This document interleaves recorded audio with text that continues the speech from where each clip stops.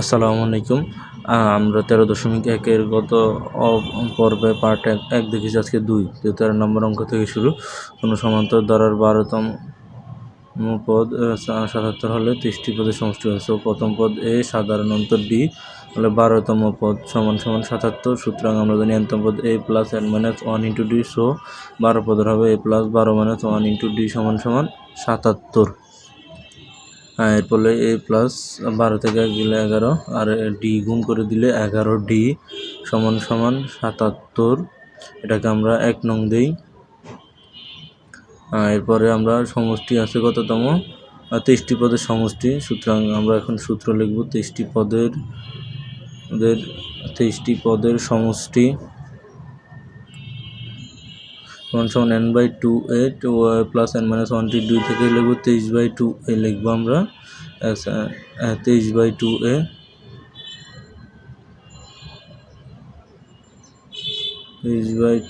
2a plus n minus n মানে 23 minus 1 into D second bracket 23/2কে যে আবার সবাই লিখে দেবো। তারপরে 2a এর মান হচ্ছে এখানে কত, এই রাখছি আমরা। তারপরে 23 মাইনাস 22D হবে সেখানে। তো এখান থেকে আমরা 2 কমন নিতে পারি। 2a প্লাস 22D থেকে 22D থেকে আমরা 2 কমন নিলে a প্লাস 11D অবশিষ্ট থাকে আমাদের। এরপর আমরা 1 নং এ প্লাস 11Dর মান পাই 77। আর এখানে 2 এ 2 কাটা, 23 গুণ 77 আমরা পাবো কত, 1771।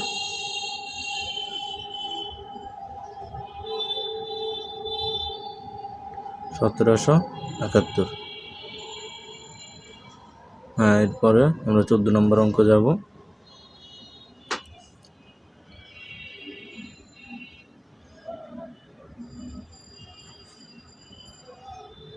তো আগে 14 নম্বর প্রশ্নটি আমরা একটু দেখে নেই। একটি সমান্তর দ্বারা 16তম পদ -20 হলে 31 পদের সমষ্টি কত। তো এখন আমরা লিখব 16তম পদ সমান সমান -20, 16তম পদ সমান সমান -20 হলে এরপর আমরা ধরে নিচ্ছি প্রথম পদ এ এবং সাধারণ অন্তর সমান সমান D.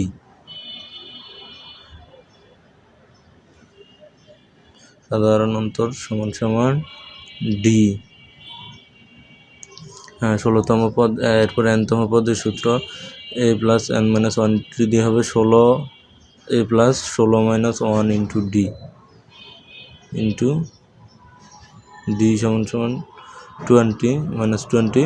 So 15D a plus 16 থেকে গেলে 1 a প্লাস আর ডি গুণ করে দিলে 15D সমান সমান -20। এটাকে আমরা 1 নং দিব।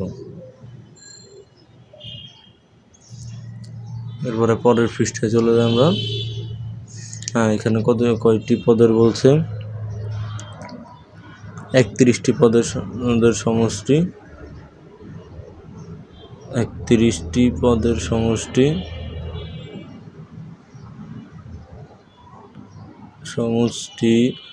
S31 by 31/2 2a plus 31 minus D 31 minus 1 into D. এই সূত্রগুলো কিন্তু এপিসোড 1 আমরা দেখে আসছি। সো আগে ওই ক্লাসটা করতে হবে। এরপরে 31/2 2a প্লাস 30D, 31 থেকে গেলে 30 আর ডি গুণ করে দিলে 30D থাকে। এরপর আমরা আগে পেয়েছি a প্লাস 15D সমান সমান -20। তার মানে ওখান থেকে 2 কমন নেওয়া লাগবে আমাদের। তার মানে 31/2 আমরা 2 কমন নিলে a প্লাস 15D 15D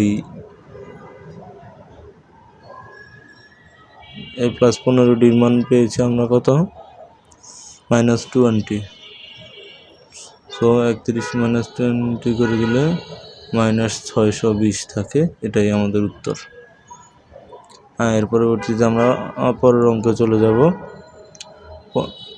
15 নম্বর অঙ্কে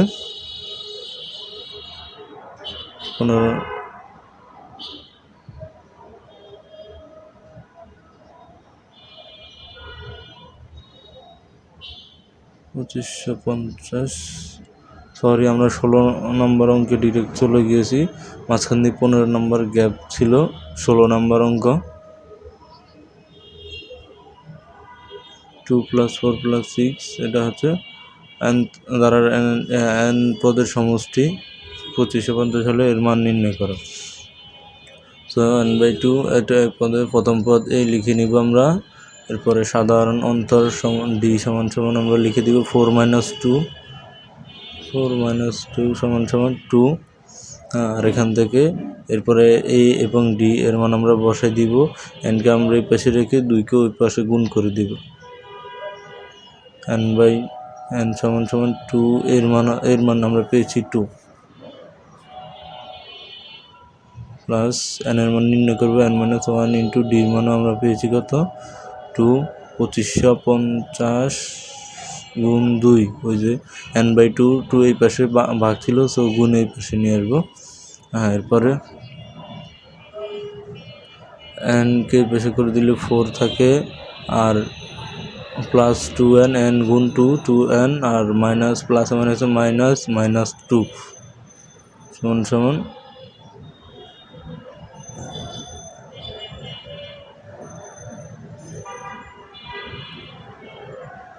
মানে এই পাশে 2550 গুণ 2 থাকবে হচ্ছে 5100। এরপর আমরা এই 2 আর 4 করে চলে গেলে n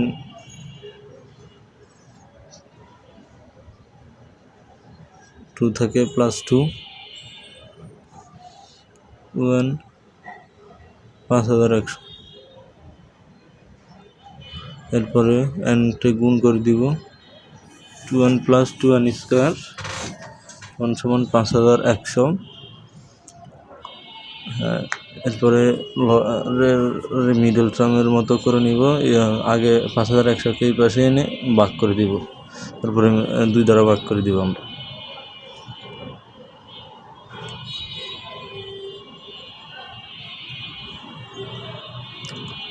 সরি, এরপরে 2n² আগে লিখবো, এরপরে 2n মাইনাস প্লাসের 5100 এই পাশে আসলে মাইনাসের, এরপর আমরা 2 দ্বারা ভাগ করে দিব। ভাগ করে দিলে n² থাকবে এখানে।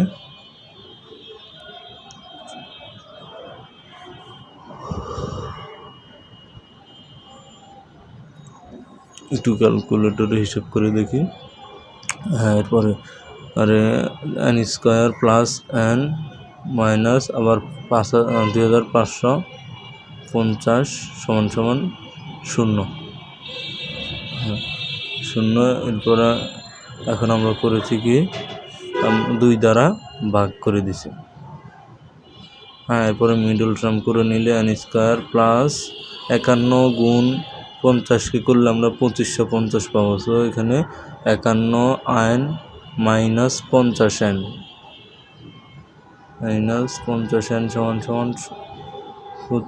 মাইনাস 2550 সমান 0। সো এখান থেকে n কমন গেলে n প্লাস 51 মাইনাস মাইনাসের 50 কমন নিলে আমাদের n, তাহলে 50 দ্বারা 2550কে ভাগ করলে প্লাস আবার সে ফার্স্টে এখানে থাকবে n প্লাসে মাইনাসে প্লাস n প্লাস আবার ওখানেও মাইনাসে প্লাস গুণ 51 সমান 0। এরপরে n - 50 এবং n প্লাস 51 সমান 0। হয় n - 51 n - 50 সমান 0, বা n এর মান সমান হচ্ছে 50, আর এখানে n প্লাস 51 বা n সমান -51। তো এটা n এর মান গ্রহণযোগ্য নয়, -51 গ্রহণযোগ্য নয়, কারণ হচ্ছে যে তম সংখ্যা বলতে, তার মানে পদের সংখ্যা কখনোই ঋণাত্মক হয় না। এখন আমরা সাধারণত -1তম বলি, দ্বিতীয়তম বলি, তৃতীয়তম বলি, বাট সেটা কখনো মাইনাস হবে না। সো -51 গ্রহণযোগ্য নয় কারণ পদ সংখ্যা ঋণাত্মক হয় না।